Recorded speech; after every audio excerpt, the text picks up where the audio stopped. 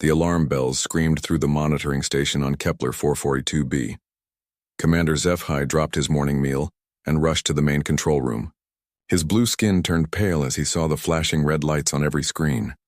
"What is happening?" he asked his communications officer. "Sir, we are getting distress calls from the outer rim, many of them." All at the same time, HFY looked at the main display. Red dots marked destroyed colonies across 3 star systems.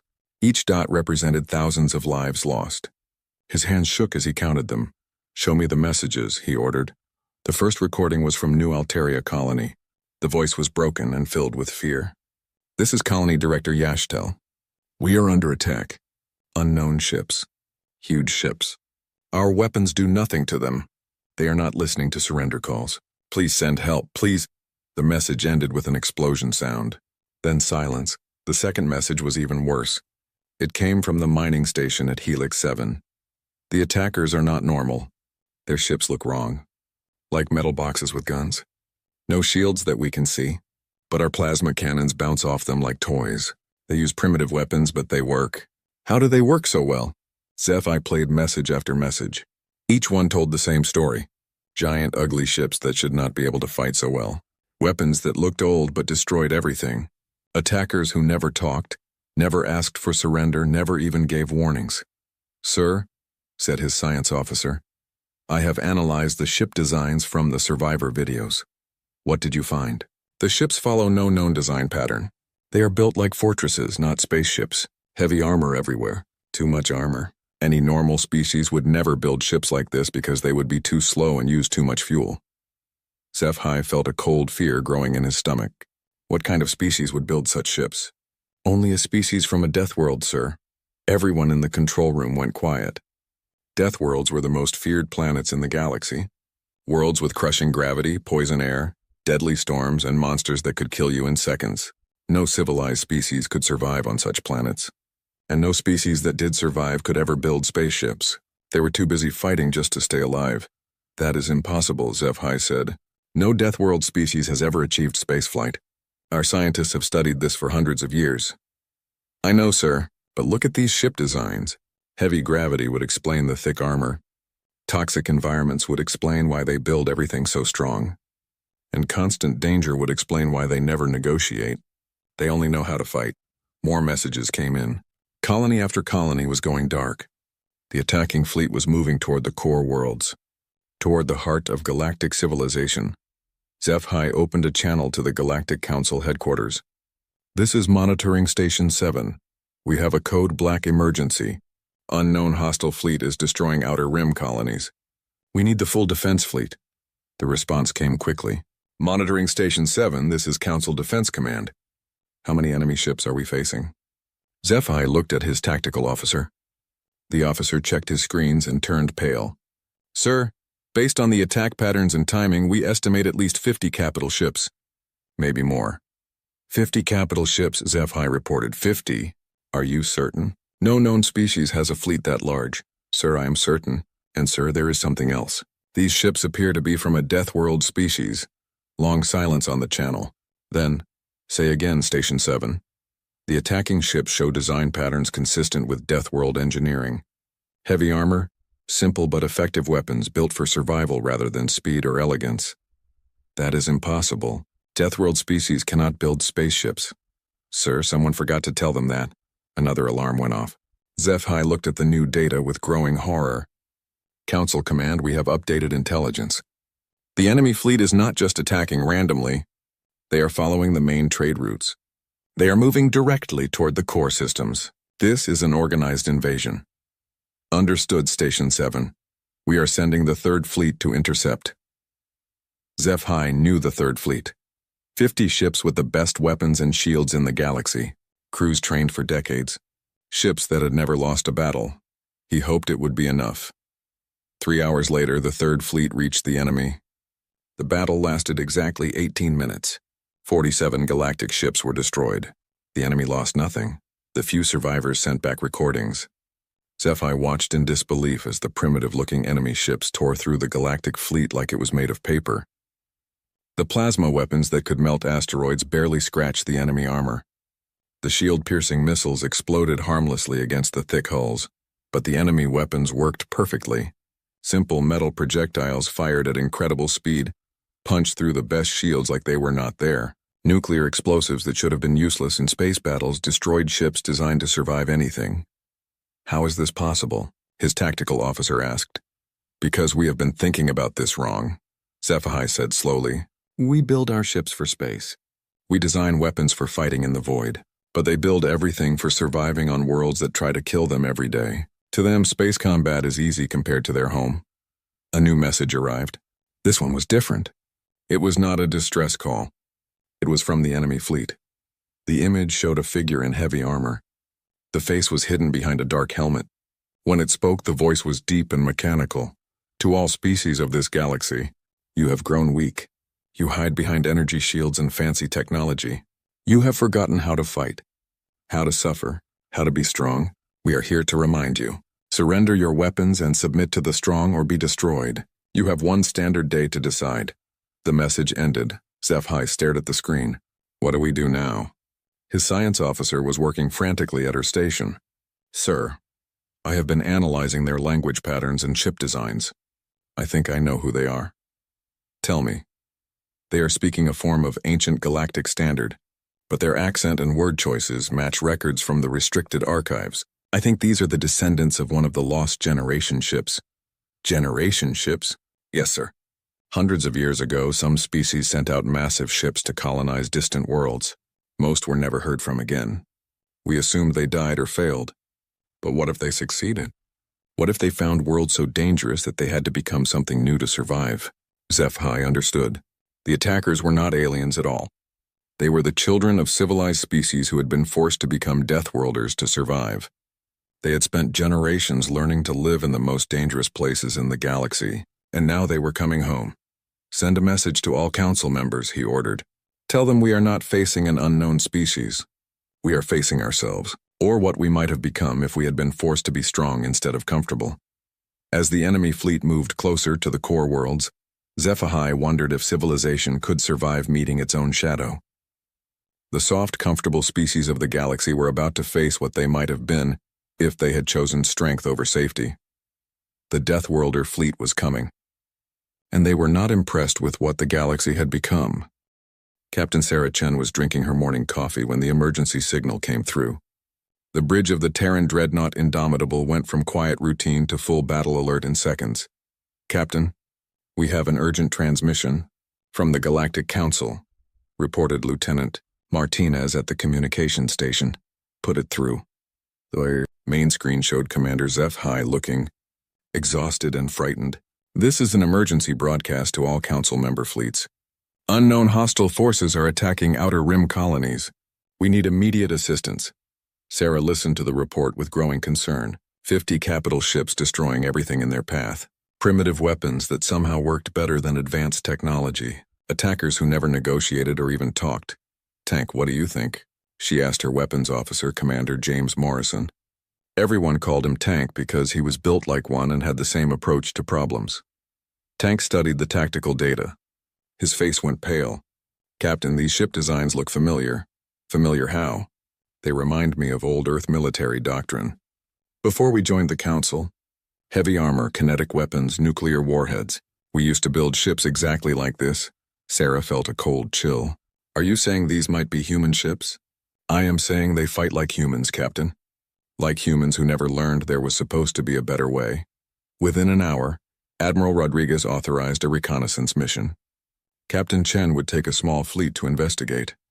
The ships chosen were all human-built, but equipped with Council technology. The best of both worlds. As they traveled toward the conflict zone, they met streams of refugees fleeing the destruction. Sarah had never seen so many different species working together in terror. Beautiful crystal beings whose homeworlds were colder than Earth's poles. Methane breathers in heavy environmental suits. Gas bag creatures who normally floated in their ship's upper atmosphere. Sarah interviewed as many refugees as she could. The stories were always the same. Ships that looked like flying metal boxes. Weapons that should not work so well. Attackers who showed no mercy and asked for no surrender. "They do not fight like civilized beings," Mrali said Ambassador Kethva, a crystal being whose ship had barely escaped the destruction of New Alteria. They fight like animals. But smart animals. Organized animals. What do you mean? Sarah asked. When we fight, we use elegant solutions. Energy weapons, shield penetrators, smart missiles. We try to disable ships, not destroy them. We offer terms when the battle turns. These attackers use brute force. Heavy slugs of metal fired very fast. Explosives that turn ships into dust. And they never stop attacking until everything is dead. Tank was listening to these interviews with a strange expression. Finally, he spoke up. Captain, I need to show you something. In the weapons analysis room, Tank brought up recordings from the battles. Look at their targeting patterns. Look at how they coordinate their attacks. Look at how they use their nuclear weapons. Sarah watched the tactical displays. Slowly, she began to see what Tank meant. The attacking ships used formations that Earth military academies still taught. They targeted engine systems first, then weapons, then life support. They used nuclear weapons not as bombs but as ways to create electromagnetic pulses that disabled enemy electronics. These are human tactics, she said quietly. More than that, Captain. These are old human tactics, from before we had energy weapons and fancy shields, from when we had to rely on armor and kinetic weapons to win fights. 3 days later, Sarah's fleet finally encountered the mysterious attackers. Her ships dropped out of faster-than-light travel at the edge of a destroyed star system. The enemy fleet was there, waiting. Sarah stared at the main screen in shock. The ships were definitely human in design, but they were bigger than anything Earth had ever built, thicker, more heavily armed. They looked like someone had taken normal human warships and rebuilt them for surviving in hell. Captain, said Lieutenant Martinez, we are receiving a transmission. Put it through. The screen showed a bridge that looked like the inside of a fortress. Heavy metal walls, thick blast doors, emergency lights casting red shadows, and in the captain's chair sat a human. But this human was different. Taller, broader, with skin that looked like it had been exposed to radiation for years. Scars covered what Sarah could see of his face. His eyes were cold and hard. Earthships, the stranger said in perfect English. I am Admiral Kazuki Nakamura of the Exodus Fleet. You will surrender your alien technology and return with us to reclaim our birth world. Sarah activated her own transmission. Admiral Nakamura, I am Captain Sarah Chen of the Terran Defense Force. We are here to investigate reports of attacks on civilian colonies. Nakamura laughed. It was not a pleasant sound. Civilian colonies full of aliens who have poisoned our home. Yes, we attacked them. We will attack more. Earth belongs to humans, not to creatures who cannot even breathe our air. Admiral, Earth is part of the Galactic Council. We have treaties and agreements. Earth is weak, Nakamura said. His voice was full of disgust. When we left 300 years ago, humans were strong. We conquered worlds and space itself through strength and determination. We returned to find our people living as pets to aliens. Tank leaned over to Sarah. Captain, I am reading massive energy signatures from their weapons. Whatever they have, it is not in our databases. On the screen, Nakamura continued talking. We are the descendants of the generation ship New Bushido. We found worlds that would kill you soft Earth humans in minutes. Worlds with gravity that would crush your bones. Air that would burn your lungs. Radiation that would cook your brain. We did not just survive these worlds. We conquered them. We became stronger. Admiral, we can discuss this peacefully. There is no need for conflict. There is every need, Nakamura said. Look at you, sitting in a ship built with alien technology. Speaking for creatures that see humans as useful animals, you have forgotten what it means to be human. He gestured to someone off-screen. Let me show you what we learned in 3 centuries of fighting to survive. One of the Exodus ships fired on a nearby asteroid. The weapon was unlike anything Sarah had ever seen. A beam of pure energy that seemed to tear space itself apart. The asteroid simply stopped existing. That is what happens to worlds that refuse to submit, Nakamura said. We perfected our weapons by testing them on planets that tried to kill us. Your alien friends built their technology for comfort and convenience. We built ours for survival against impossible odds. Sarah realized she was looking at the future of humanity, or one possible future. The Exodus fleet represented humans who had been forced to become something harder, stronger, and more dangerous than anything Earth had ever produced. Admiral, we need to talk about this. Face to face. Yes, Nakamura agreed. You will come aboard my ship alone, no weapons, no alien technology. You will see what humans can become when they stop accepting limits. Tank grabbed Sarah's arm. Captain, this is a trap. Sarah looked at the Exodus ships on her screen. Ships built by humans who had spent 3 centuries learning to survive in the most dangerous places in the galaxy. Ships that could probably destroy her entire fleet without breaking a sweat. Maybe, she said. But they are still human. And if we are going to stop a war between different branches of humanity, someone has to take the first step. She opened a channel to Admiral Nakamura. I will come aboard your ship, Admiral. But I want to understand something first. What exactly do you want? Nakamura's smile was cold as space. We want Earth back. We want the aliens gone. And we want humanity to remember what it means to be the apex predator of the galaxy, instead of its favorite pet. Sarah realized that the galaxy's worst fears were coming true. The Deathworlders had not only achieved spaceflight, they were coming home, and they were not happy with what they found. The shuttle trip to Admiral Nakamura's flagship felt like traveling into another world. Captain Sarah Chen watched through the viewport as her small craft approached the massive ship. The Ragnarok was 3 times larger than any Earth vessel, and every surface was covered in thick armor plating and weapon systems. The docking bay looked more like a military bunker than a starship hangar. Armed soldiers in heavy combat suits watched Sarah's shuttle land. When she stepped out, the gravity hit her like a physical blow. She could barely stand upright. "Welcome to real gravity, Earth human," said one of the soldiers. His voice came through speakers in his armored helmet. "This is what we call light gravity. Our training decks run at twice this."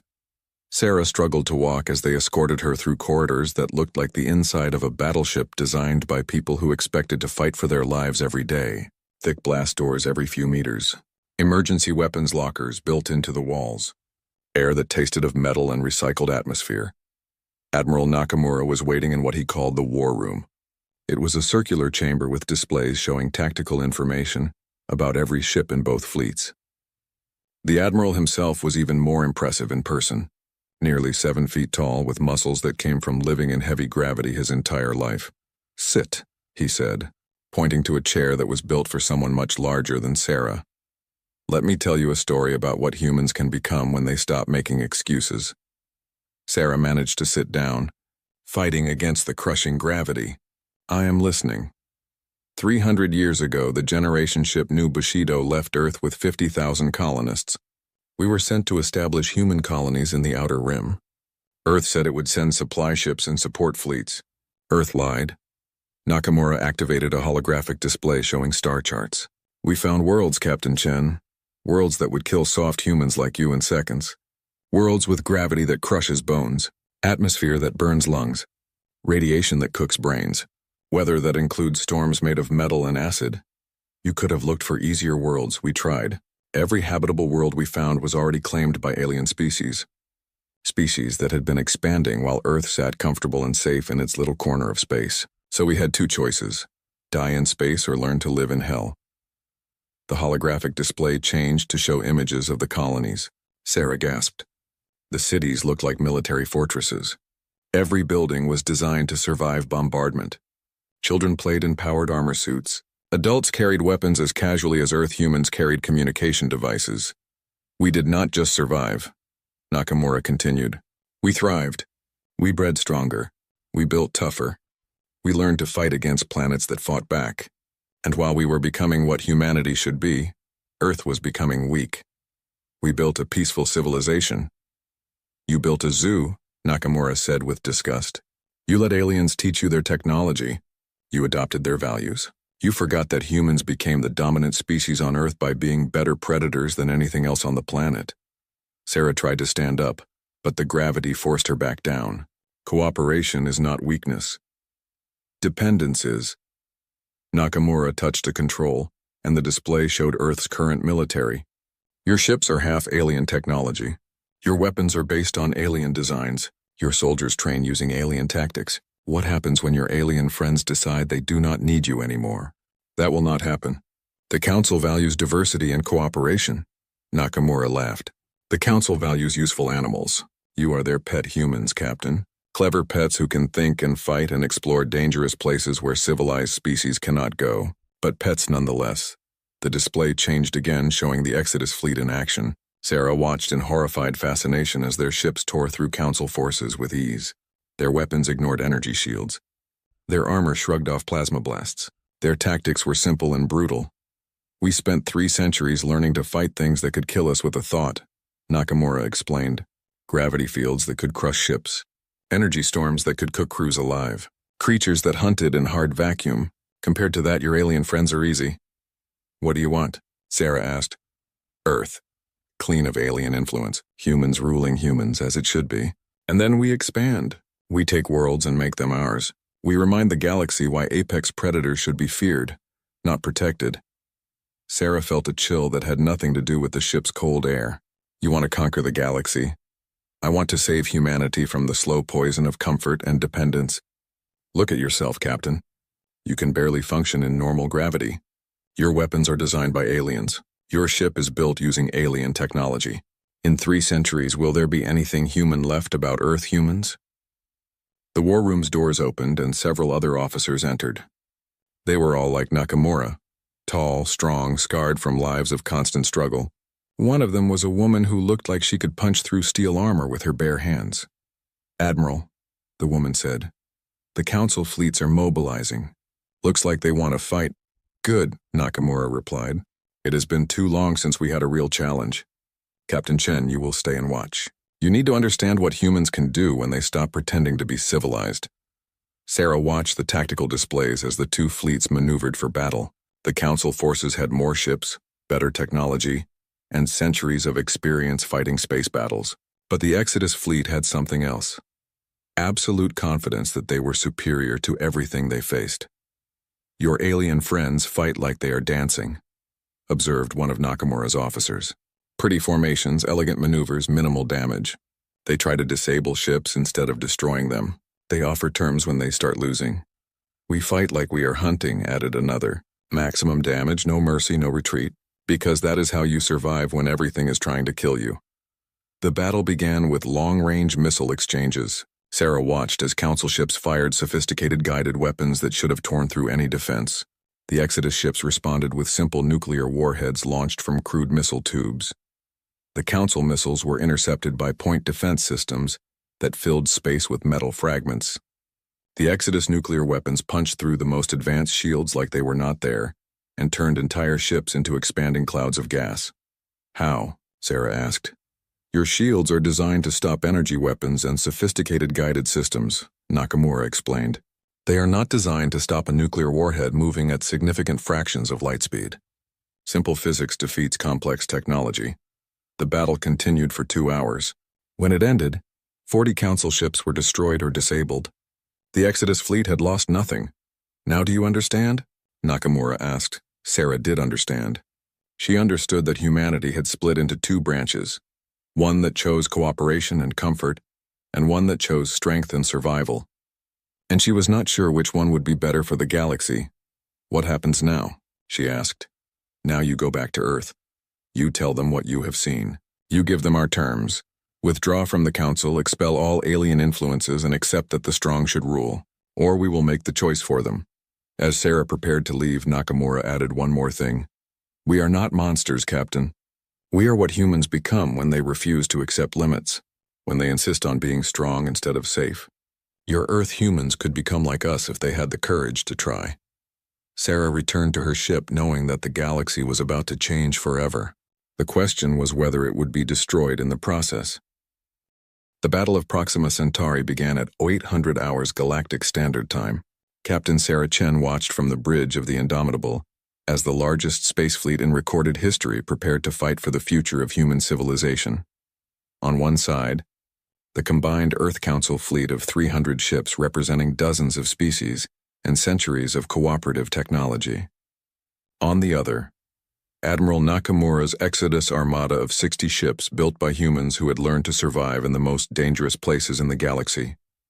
The numbers should have favored the Council forces. They had better technology, more experience, and overwhelming numerical superiority, but Sarah had seen what Exodus weapons could do to advanced ships, and she was afraid. "All ships, this is Admiral Rodriguez," came the voice over the fleet communications. "Remember, these are still humans we are fighting. Use minimum necessary force. Try to disable rather than destroy." Tank Morrison shook his head. Admiral's making a mistake, Captain. You don't show mercy to predators. They see it as weakness.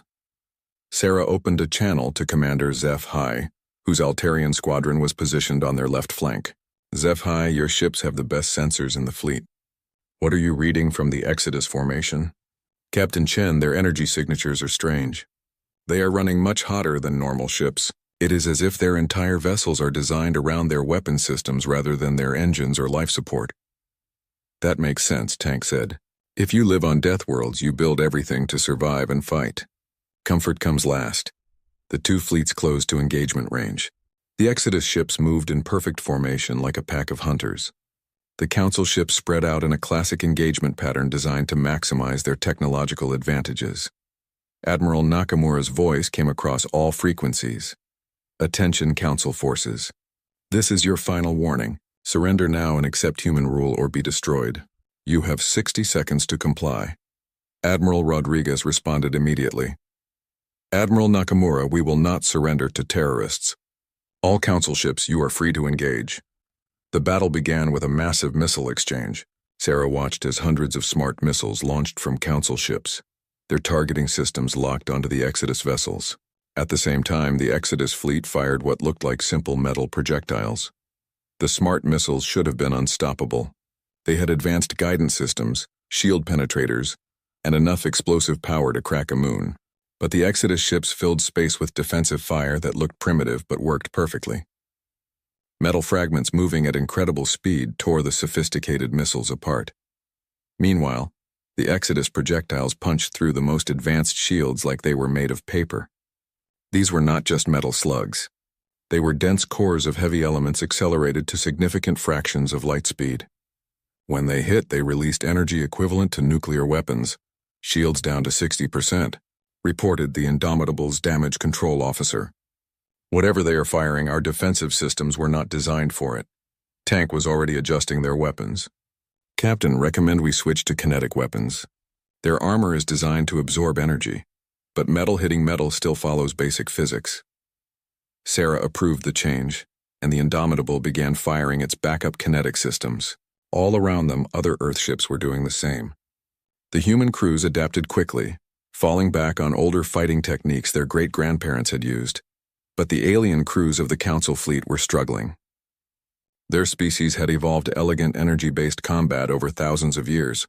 They were not prepared for the brutal simplicity of kinetic warfare. HFY, Sarah called. Can your ships adapt their tactics? We are trying, Captain Chen, but our ships are not built for this kind of fighting. Our crews are not trained for it. We are losing ships faster than we can adjust. The battle was turning into a disaster. The Council forces were losing 3 ships for every Exodus vessel they damaged, and they were not even managing to destroy any of the enemy ships. The Exodus armor was too thick, their damage control too efficient. Then Tank made a discovery. Captain, I have been analyzing their ship movements. They are incredibly tough, but they are not very maneuverable. They are built for endurance, not agility. Sarah understood immediately. Like tanks instead of fighter jets. Exactly. If we can force them into rapid maneuvering combat, we might have an advantage. Sarah opened a fleet channel. All ships, this is Captain Chen. Switch to hit-and-run tactics. Use our superior speed and maneuverability. Do not try to stand and fight. The tide of battle began to shift. Earth ships, using a combination of human intuition and alien technology, started dancing around the Exodus vessels. They could not punch through the thick armor, but they could stay out of range of the devastating weapons. The alien crews of the Council fleet began to adapt as well. HFY's Altarians used their superior sensors to coordinate targeting solutions. The methane breathers contributed their knowledge of three-dimensional thinking. The crystal beings provided computational power for complex tactical calculations. For the first time in the battle, the Exodus fleet was taking real damage. Not enough to destroy ships, but enough to slow them down and reduce their effectiveness. That was when Sarah's worst fears came true. Long-range sensors detected new contacts approaching the battle zone. Ships that did not match any known design patterns. Captain, said Lieutenant Martinez, we are receiving a transmission from the unknown contacts. The main screen lit up with an image that made Sarah's blood run cold. The creature on the screen was vaguely humanoid, but clearly not human. Its skin was black and reflective like metal. Its eyes glowed with their own light. When it moved, Sarah could see that it was not wearing a spacesuit. It was surviving in hard vacuum. "Greetings, lesser species," the creature said in perfect galactic standard. "I am Hunt Leader Vashitar of the Kethmori Collective. We thank you for providing such excellent entertainment. Your civil war has given us the perfect opportunity to study your combat capabilities." Admiral Nakamura's voice cut across all channels. "What are you?" "We are what you call Deathworlders, human. The real ones. Our species evolved on a world that makes your worst colonies look like vacation resorts. We have been watching your galaxy for centuries, waiting for the right moment to begin our harvest." Sarah felt sick. "Harvest?" "Yes. We have identified several species with useful genetic traits and technological capabilities. Humans show particular promise as warriors and survivors. Altarians have excellent sensory capabilities. Crystal beings provide computational resources. We will take what we need and eliminate what we do not." On the tactical display, Sarah watched as the Kethmori ships moved into attack formation. There were only 20 of them, but each one was larger than anything in either human fleet. "Admiral Nakamura," Sarah broadcast on all frequencies, "I think we need to talk." Nakamura's response was immediate. "Agreed, Captain Chen. It seems the galaxy's most dangerous Deathworlders are not human after all." The two human fleets found themselves fighting side by side for the first time in 3 centuries. Earth ships provided speed and maneuverability. Exodus ships provided firepower and durability. Allied alien vessels contributed their unique capabilities, but Sarah was not sure it would be enough. The Kethmori had evolved on a world so hostile that they had become living weapons. They could survive in space without protection. Their ships were grown rather than built, using biotechnology that defied understanding. The real battle for the galaxy's future was about to begin, and humanity would face it united or not at all. The combined human fleet faced the Kethmori with everything they had. Captain Sarah Chen watched in horror as the alien bioships moved through space like living creatures, their hulls shifting and adapting to incoming fire. "Their ships are alive," reported Tank Morrison from his weapon station. "Our targeting computers cannot get solid locks. The ships keep changing shape." Admiral Nakamura's voice came through the communication system. "Captain Chen, we need to coordinate our attacks. My ships will provide heavy fire support. Your ships need to use speed and precision strikes." "Understood, Admiral. All Earth vessels form up on the Exodus ships. We are going to try something new."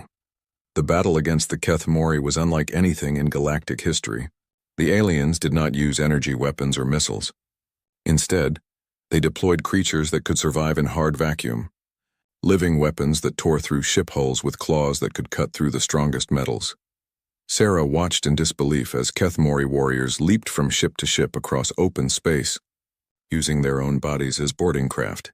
They were 8 feet tall, covered in armor that seemed to be part of their skin and moved like they had been born in zero gravity. "How do we fight something like this?" asked Lieutenant Martinez. Tank was already working on the problem. "We fight dirty, just like they do." The Indomitable launched its nuclear torpedoes directly at the nearest Kethmori bioship. The alien vessel tried to adapt, growing new armor plating and defensive systems, but nuclear explosions followed the same physical laws regardless of how advanced the target was. The bioship died in a burst of radiation and shattered organic matter. "That is how you kill a living ship," Tank announced. "You kill it like any other living thing, with overwhelming force." Admiral Nakamura's flagship, the Ragnarok, demonstrated the Exodus approach to the problem. Instead of trying to fight the Kethmori boarding parties in ship-to-ship combat, they opened their own airlocks and met the aliens in space. Sarah watched in amazement as Exodus warriors in powered armor fought hand-to-hand combat in hard vacuum. These humans had been modified by 3 centuries of Deathworld living. They were stronger, tougher, and more vicious than anything the Kethmori had expected to face. "Admiral Nakamura," Sarah called. "Your people are fighting them directly in space?" "My people were raised on worlds where the atmosphere tries to kill you," Nakamura replied. "Vacuum is just another hostile environment." "We train for this." Commander HFY's Altarian ships contributed their superior sensors, tracking the constantly changing Kethmori vessels and providing targeting data to both human fleets. The crystal beings used their computational abilities, to predict how the bioships would adapt to different types of attacks, but the real breakthrough came when one of the methane-breathing species made a discovery. Captain Chen, came the transmission. We have analyzed the Kethmori bioships. They are not just alive. They are ecosystem ships. They carry entire environments inside them. What does that mean? It means they have the same weakness as any ecosystem. Disrupt the balance and the whole system collapses. Tank understood immediately. Biological weapons. We need to attack them with something their ships cannot adapt to. Sarah felt sick. We do not use biological weapons. Against normal enemies, no, said Admiral Nakamura. But these are not normal enemies. These are apex predators who see us as prey. Sometimes you have to fight monsters with monstrous tactics. The combined fleet began using every nasty trick in the book. Radioactive dust clouds that contaminated the bioship's internal environments.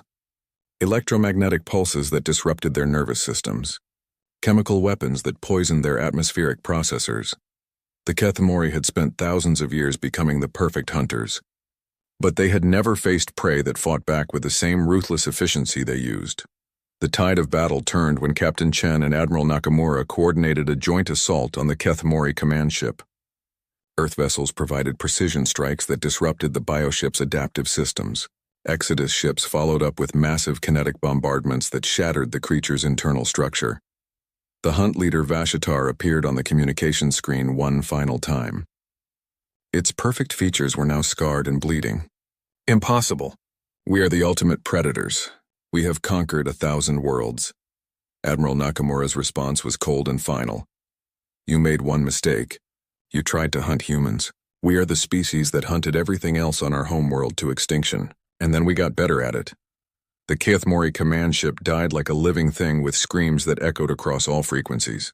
The remaining bioships fled into deep space, carrying the message that this galaxy was protected by something more dangerous than they were. In the aftermath of the battle, Captain Chen and Admiral Nakamura met face-to-face on a neutral station. Both leaders looked exhausted but relieved. We need to talk, Sarah said. Yes, Nakamura agreed. We do. The negotiations took 3 days. In the end, they reached an agreement that surprised everyone. The Exodus clans would not rejoin Earth civilization. Instead, they would become autonomous human colonies, maintaining their enhanced capabilities while working with Earth on joint defense projects. We are still human, Nakamura explained, but we are a different kind of human, one adapted for survival in hostile environments. The galaxy needs both kinds, Sarah understood. Earth provides diplomacy and cooperation. The Exodus clans provide strength and survival skills.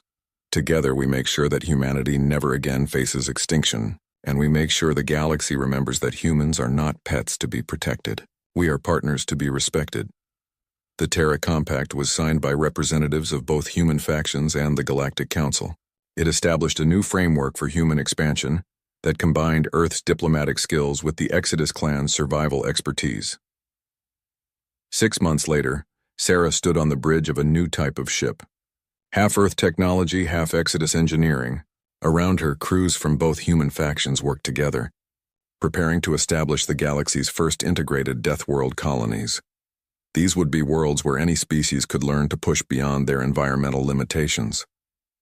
Places where the soft could become hard, where the weak could become strong, and where civilized species could remember what it meant to be survivors.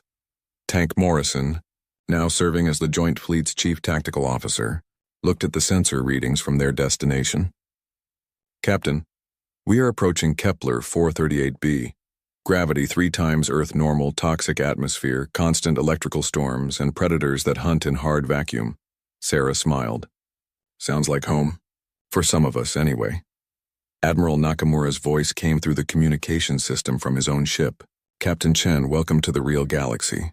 The one where strength and cooperation work together to build something better than either could achieve alone. As the joint human fleet prepared to land on their new Death World colony, Sarah realized that the galaxy had learned an important lesson. Humanity's greatest strength was not their ability to survive hostile environments. It was their ability to remain united across impossible differences while still maintaining their edge. The next time an SOS call came from the Outer Rim, the response would not be a divided humanity fighting itself. It would be a species that had learned to harness both cooperation and competition as tools for survival, and the galaxy would be safer for it. In the distance, long-range sensors detected new signals from unexplored space.